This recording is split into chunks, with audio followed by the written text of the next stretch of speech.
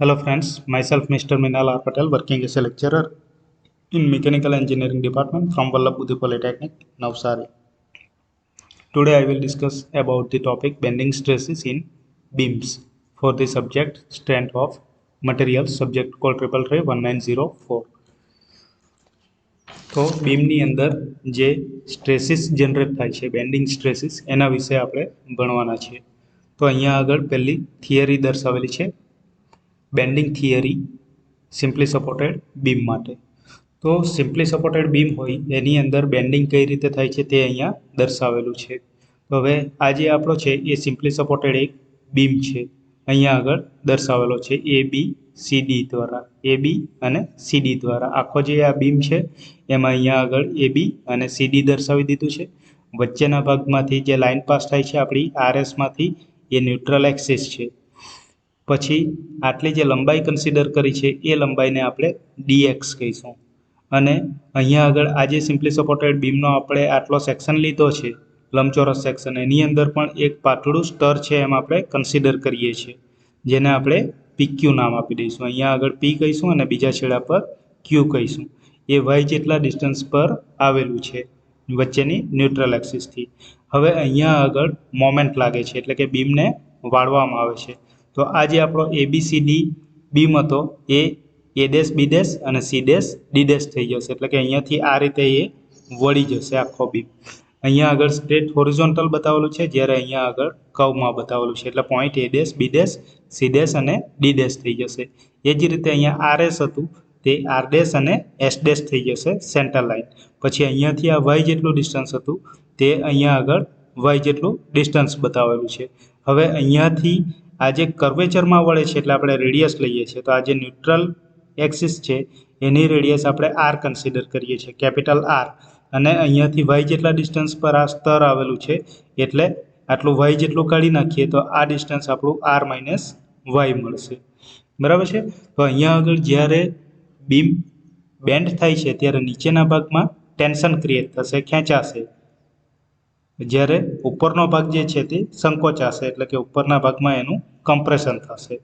અહીંયા આગળ shear stress diagram બતાવેલો છે. આ નીચેના ભાગમાં FT લખેલું છે, એટલે shear stress, tensile stress, FT એટલે T એટલે ટેન્સાઇલ અને FC એટલે કમ્પ્રેસિવ સ્ટ્રેસ. તો ઉપરના ભાગમાં આ કમ્પ્રેસિવ સ્ટ્રેસ લાગે છે, ન્યુટ્રલ એક્સિસથી ઉપરના ભાગમાં કમ્પ્રેસિવ સ્ટ્રેસ લાગે છે અને નીચેના ભાગમાં ટેન્સાઇલ સ્ટ્રેસ લાગે છે. એટલે આ આપણી બેન્ડિંગ પહેલાંની સિચ્યુએશન હતી અને આ જે છે તે બેન્ડિંગ પછીની સિચ્યુએશન દર્શાવેલી છે. હવે આ જે ટેકવેલો બીમ છે એ અસંખ્ય પાતળા સ્તરનું બનેલું હોય છે, એટલા માટે આપણે અહીંયા આગળ એક સ્તર કન્સિડર કરેલો છે. આ બીમ પર આપણે AB અને CD ટ્રાન્સવર્સ સેક્શન લીધેલા છે. બીમની સેન્ટર લાઇનથી Y જેટલા અંતરે એક સ્તર PQ ધારેલું છે અને બીમ પર જો બેન્ડિંગ મોમેન્ટ M લગાડવામાં આવે તો બીમનું બેન્ડિંગ થાય છે. એટલે RSની ઉપરના જે સ્તર છે તે RSની નીચેના જે સ્તર છે તે ખેંચાશે અને ઉપરના સ્તર જે છે તે દબાશે, એટલે ઉપરના ભાગમાં કમ્પ્રેશન અને નીચેના ભાગમાં ટેન્શન આવશે. હવે એના પરથી આપણે ડેફિનેશન આપવી હોય ન્યુટ્રલ એક્સિસ, તો ન્યુટ્રલ એક્સિસ કોને કહીશું એ પહેલાં આપણે જોઈએ ન્યુટ્રલ પ્લેન કોને કહીશું. તો બીમમાં આવેલું એક એવું સમતલ કે જેમાં બેન્ડ થવાથી ટેન્શન કે કમ્પ્રેશન આવતું નથી, તો એવા સમતલને ન્યુટ્રલ પ્લેન કહેવામાં આવે છે.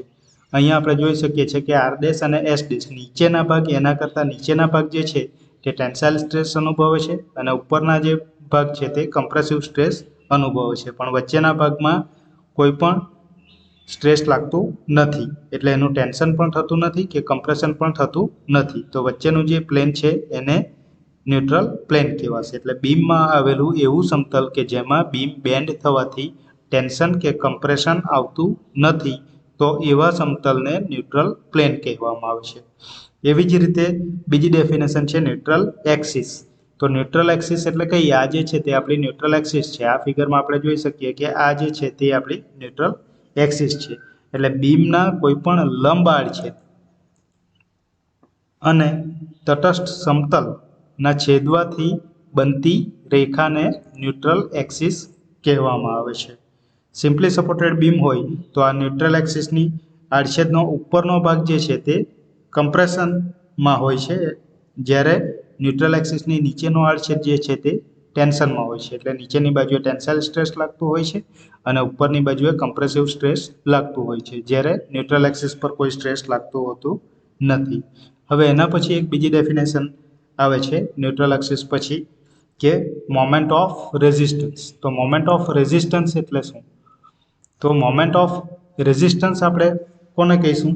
તો બીમમાં તટસ્થ અક્ષની ઉપરના ભાગમાં પેદા થતું કમ્પ્રેસિવ ફોર્સ અથવા દાબક બળ અને નીચેના ભાગમાં ઉત્પન્ન થતું ટેન્સાઇલ સ્ટ્રેસ, એ એક કપલ રચે છે અને આ કપલ બીમની ઉપર લાગતી બાહ્ય મોમેન્ટનો પ્રતિરોધ કરે છે, જેને મોમેન્ટ ઓફ રેઝિસ્ટન્સ અથવા ગુજરાતીમાં પ્રતિરોધ ધૂણ કહેવામાં આવે છે. આ ફક્ત જાણકારી માટે છે. એના પછી આપણે જોઈએ assumptions. Assumptions made in theory of bending. તો બેન્ડિંગની આ જે થિયરી છે એની અંદર કઈ કઈ ધારણાઓ કરવામાં આવે છે? તો ધારણાઓમાં પહેલી ધારણા એ કરવામાં આવે છે કે બીમનું મટીરિયલ જે છે તે હોમોજીનિયસ છે અને આઇસોટ્રોપિક છે. બીજું કે બીમની ઉપર જે પણ ભાર લાગે છે તે ઇલાસ્ટિક લિમિટમાં હોય છે અને હુકના નિયમનું પાલન થાય છે. ત્રીજી ધારણા એ કરવામાં આવે છે કે ટ્રાન્સવર્સ સેક્શન્સ બેન્ડિંગ પહેલા અને પછી પણ સ્ટ્રેટ રહે છે. ચોથી ધારણા એ છે કે બીમનું દરેક સ્તર લંબાઈ વધવા કે ઘટવા માટે મુક્ત છે, ફ્રી હોય છે. અને પાંચમી ધારણા એ કરવામાં આવે છે કે ટેન્શન અને કમ્પ્રેશનમાં કેપિટલ ઈની કિંમત અચળ રહે છે. તો આટલી ધારણાઓ કન્સિડર કરીને બેન્ડિંગ માટેનું આપણે ઇક્વેશન મેળવીશું. તો બેન્ડિંગનું ઇક્વેશન, તો ઉપરની જે ફિગર છે એ કન્સિડર કરીને આપણે પીક્યુ સ્તર માટે સ્ટ્રેન એટલે ડેલ્ટા એલ બાય એલ લખીશું. ડેલ્ટા એલ એટલે લંબાઈમાં થતો વધારો અને એલ એટલે ઓરિજિનલ લંબાઈ. તો અહીંયા આગળ જોઈ શકાય છે કે લંબાઈમાં કેટલો વધારો થાય છે. તો PQ minus P dash Q dash. અહીંયા આગળ પી ડેશ ક્યુ ડેશની લંબાઈ આટલી થઈ જાય છે, જ્યારે આપણી ઓરિજિનલ લંબાઈ પી ક્યુ હતી. એટલે આ જે છે તે લંબાઈમાં થયેલો વધારો છે P dash Q dash minus P Q, અને ઓરિજિનલ લંબાઈ છે આપણી પી ક્યુ. તો એ આપણે અહીંયા આગળ લખીશું ડેલ્ટા એલ બાય એલના ઇક્વેશનમાં. ડેલ્ટા એલ બાય એલ એટલે P Q minus P dash Q dash divided by P Q. હવે આ જે ફિગર છે એની અંદર ઓપી ડેશ ક્યુ ડેશ અને O R dash S dash પરથી આપણે આમ લખી શકીએ કે P dash Q dash divide by R minus Y equal to R dash S dash divided by R. તો અહીંયા આગળ ફરીથી આપણે ફિગર જોઈએ. એની અંદર આપણે O P dash Q dash consider કરવાના છે, એટલે કે અહીંયાથી આ ભાગ ઓ પી ડેશ ક્યુ ડેશ, એટલે આટલો સેક્શન કન્સિડર કરીશું અને બીજો section O R dash S dash, એટલે અહીંયાથી આ સેક્શનને કન્સિડર કરીશું. એટલે એના પરથી આપણે લખી શકીએ છીએ કે પી ડેશ ક્યુ ડેશ એટલે અહીંયાથી આટલો ભાગ અને એના માટેની ડિસ્ટન્સ, એના માટેનું ડિસ્ટન્સ આપણી પાસે આર માઇનસ વાય છે, જેને આપણે છેદમાં લખીશું. તો P dash Q dash divided by R minus Y થશે. અને બીજો જે સેક્શન કન્સિડર કરેલો છે તેની અંદર આપણે લઈએ છીએ આર ડેશ એસ ડેશ, અને એના માટેની રેડિયસ આપણી આર છે, એટલે એને છેદમાં લખીશું. એટલે equal to R dash S dash divided by R લખીશું, જે અહીંયા આગળ દર્શાવેલું છે. હવે આટલું થઈ ગયા પછી ફિગર વ્યવસ્થિત ફરીથી પાછી આપણે ડ્રો કરી દઈશું અને એની બાજુમાં આપણે ઇક્વેશન મેળવીશું. અહીંયા આગળ સમજણ માટે ફરીથી એ જ ફિગર દર્શાવેલી છે. તો P dash Q dash divided by R dash S dash equal to R minus Y divide by R થશે. અહીંયા આગળ આપણે ટર્મને ફક્ત ઓલ્ટરનેટ કરી નાખેલા છે, એટલે કે આર ડેશ એસ ડેશ આપણું અહીંયા હતું તેની જગ્યાએ અહીંયા લઈ લીધું છે, અને આર ડેશ એસ ડેશ જે અહીંયા હતું તેને અહીંયા આગળ રાઈટ હેન્ડ સાઈડ પર ઉપર લઈ લીધું છે. હવે આ જે બંને ટર્મ છે ઇક્વલ ટુની આજુબાજુવાળા, એની બાજુમાં આપણે 1 માઇનસ સિમ્બોલ મૂકીશું. એટલે આ બંને ટર્મમાં આગળ 1 માઇનસ કરી નાખીશું અને એનો લસા લઈશું. એટલે R dash S dash minus P dash Q dash divided by R dash S dash equal to R minus R, અહીંયા માઇનસ માઇનસ પ્લસ થશે એટલે plus Y divided by R થશે. હવે અહીંયા આગળથી આર કેન્સલ થઈ જશે એટલે ઉપરના ભાગમાં ફક્ત વાય રહેશે અને નીચેના ભાગમાં કેપિટલ આર રહેશે. હવે આ જે ભાગ છે R dash S dash minus P dash Q dash divided by R dash S dash, એની નીચે એની જગ્યાએ આપણે કોઈ બીજું ટર્મ લખવું હોય તો આર ડેશ એસ ડેશ એટલે આપણે શું લખી શકીએ, તો આ ફિગરમાં જોઈ શકાય છે કે આર ડેશ એસ ડેશ એ આપણી ન્યુટ્રલ એક્સિસ છે એટલે એની અંદર લંબાઈમાં કોઈ ફેરફાર થતો નથી એટલે એની જગ્યાએ આરએસ લખીએ તો પણ ચાલે અને આરએસ એટલે આપણી પીક્યુ જેટલી જ લંબાઈ છે એટલે પીક્યુ લખીએ તો પણ ચાલે. એટલે આર ડેશ એસ ડેશની જગ્યાએ આપણે અહીંયા આગળ પી ક્યુ મૂકી દઈએ છીએ એટલે P Q minus P dash Q dash divided by P Q, કારણ કે અહીંયા આર ડેશ એસ ડેશ છે એની જગ્યાએ ફરીથી પાછું પી ક્યુ મૂકી દઈશું equal to Y by R મળશે. તો આ આપણું થશે ઇક્વેશન નંબર 2.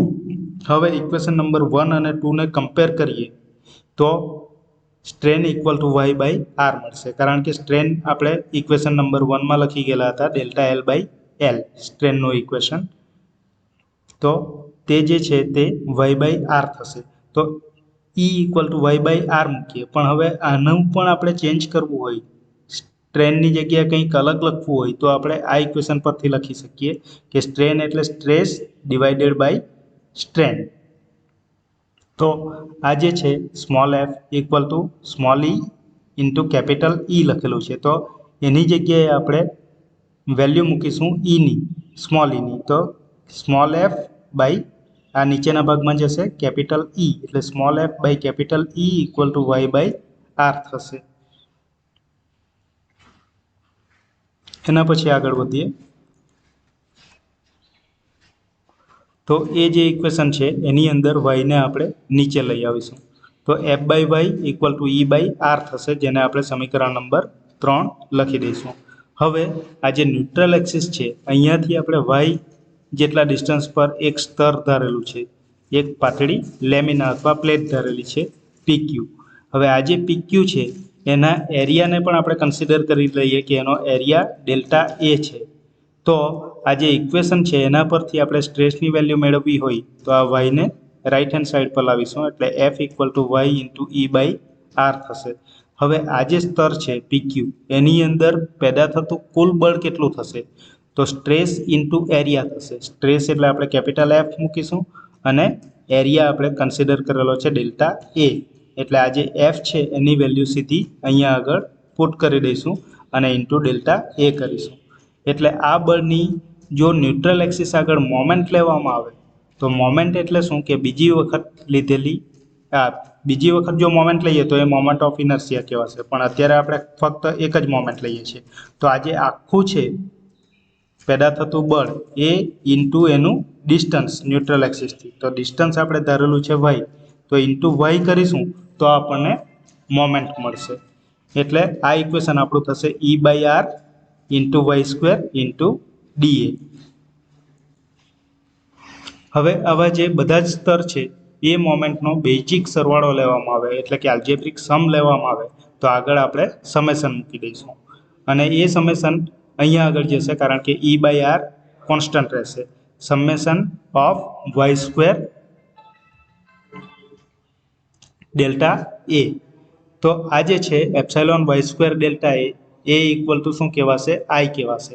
આઈ એટલે બીજી વખત લીધેલી મોમેન્ટ, તો ડેલ્ટા એ એરિયા છે અને ઇન્ટુ વાય પછી એની પાછી મોમેન્ટ લઈએ એટલે ડેલ્ટા એ ઇન્ટુ વાય સ્ક્વેર થશે એટલે એ મોમેન્ટ ઓફ ઇનર્શિયા કહેવાશે. એનો જો બધી જ મોમેન્ટનો સરવાળો કરવામાં આવે તો જે આપણે આગળના ચેપ્ટરમાં જોઈ ગયા હતા. એટલે આ જે વેલ્યુ છે એની જગ્યાએ આપણે આઈ લખી દઈશું અને એ આઈને નીચે લઈ જઈશું એટલે M by I equal to E by R થશે. હવે આપણે 3 અને 4ને કમ્પેર કરીશું તો M by I equal to F by Y equal to E by R લખી શકીએ, કારણ કે ઇક્વેશન નંબર 3ની અંદર આપણી પાસે હતું F by Y equal to E by R. F by Y તે ઈ બાય આર જેટલું થતું હતું અને અહીંયા આગળ એમ બાય આઈ તે ઈ બાય આર જેટલું થાય છે એટલે આખું ઇક્વેશન આપણું આ બનશે M by I equal to F by Y equal to E by R. M એટલે મોમેન્ટ ઓફ રેઝિસ્ટન્સ અથવા બેન્ડિંગ મોમેન્ટ કહેવાશે, આઈ એટલે મોમેન્ટ ઓફ ઇનર્શિયા કહેવાશે એક્સ એક્સિસની સાપેક્ષમાં, એફ એટલે બેન્ડિંગ સ્ટ્રેસ થશે, વાય એટલે ન્યુટ્રલ એક્સિસથી છેડાની ધારનું અંતર થશે, ઈ એટલે મોડ્યુલસ ઓફ ઇલાસ્ટિસિટી અને આર એટલે રેડિયસ ઓફ કર્વેચર ઓફ બીમની રેડિયસ ઓફ કર્વેચર થશે. હવે એક ડેફિનેશન બીજી આવે છે મોડ્યુલસ ઓફ રપ્ચર. તો મોડ્યુલસ ઓફ રપ્ચર કોને કહેવામાં આવે? તો બીમનું જ્યારે બેન્ડિંગ ટેસ્ટ કરવામાં આવે છે ત્યારે એનું જે ફેલિયર થાય એ ફેલિયર થતી વખતે મેક્સિમમ સ્ટ્રેસ જે હોય, મેક્સિમમ ટેન્સાઇલ સ્ટ્રેસ જે હોય એ મેક્સિમમ ટેન્સાઇલ સ્ટ્રેસને મોડ્યુલસ ઓફ રપ્ચર કહેવામાં આવે છે. એટલે એને જો ઇક્વેશન દ્વારા દર્શાવવી હોય તો small F equal to M by I into Y લખી શકાય, જ્યાં એફ એટલે મોડ્યુલસ ઓફ રપ્ચર કહેવાશે. Thank you.